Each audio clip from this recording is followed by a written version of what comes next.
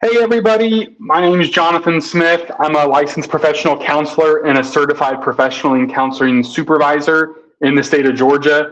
And I'm really glad to be able to talk to you guys today about something that I'm really passionate about, something that I hear a lot from my clients, and honestly, just something that I think is so pivotal for us to know as a human. This is something that I think is very tangible. I'm going to kind of breeze through these 3 points. I hope that you can take something away tangibly from today, but I also hope it leaves you desiring to learn more and to continue this journey on your own and taking some of what I'm encouraging and continuing that pursuit. So without further ado, the first thing the topic of today is avoiding burnout. A lot of my clients, a lot of counselors I work with and supervise struggle with this topic. And the first thing that I think is important that we have to look at with avoiding burnout is knowing what's important to you. Now that may seem very duh, like I know what's important to me, but truly when I'm working with clients, I don't think we do. And what I'm getting at here is not just about activity. So not knowing what you like and what you dislike, but more so knowing what your value set is. There's an activity I do with clients, and it's created by Miller, Baca, Matthews, and Wilborn out of the University of New Mexico called the Personal Values Card Sort. I highly recommend it. They have a great, even online adaptation of it for you guys to do at home. But it really helps you go down and filter what is important to me and what are my values. We spend so much energy and time on things that are not important to us.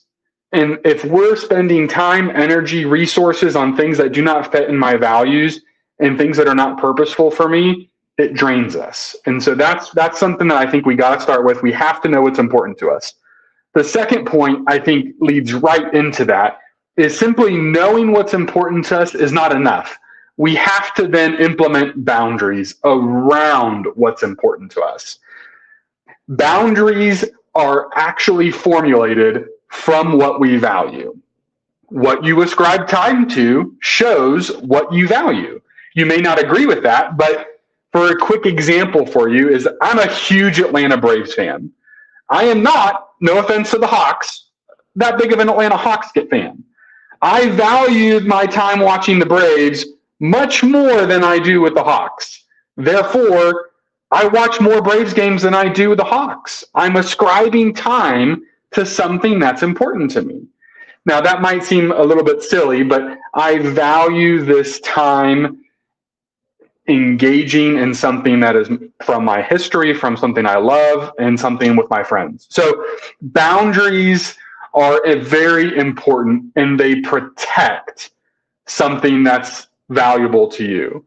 And we see that, again, a fence protects your property from people coming onto it who shouldn't be on there. A bank protects your money. And a password protects your information. These things that called boundaries, and it's a very big buzzword in the counseling community, are implemented in order to keep what we want safe. And so knowing what's important to us and then carving and protecting that by injecting some boundaries in it. And then my last point number 3, pulls it all together. And here they are for you guys. As you can see, we got to know what we want, what's important to us. We got to implement boundaries. And if you're not prioritizing and protecting self-care, that's got to be there. Because if I'm ascribing time to that which isn't important to me, and I'm ascribing time to stuff that is draining me, my tank is slowly getting depleted over time. My definition for self-care is life fuel. If my truck runs out of gas, no matter how much I want that truck to go, it's not going to go. And we as humans are very similar. We have a fuel tank, and self-care is what pours back into that tank and allows us to engage our businesses, our employees, our family, and our relationships. And so boundaries around self-care have to be prioritized in order to avoid burnout. So I hope that you guys can take some of these tools, and I would encourage you to be considering what's important to you, protecting those things, and ultimately, if you're not, prioritize self-care. There are 6 categories. I don't have time to get into it, but there's a lot that can go into self-care beyond physical. So considering what pours into your tank, what refuels you, and making sure to protect and prioritize that. Thank you guys so much. If you have any questions, would love to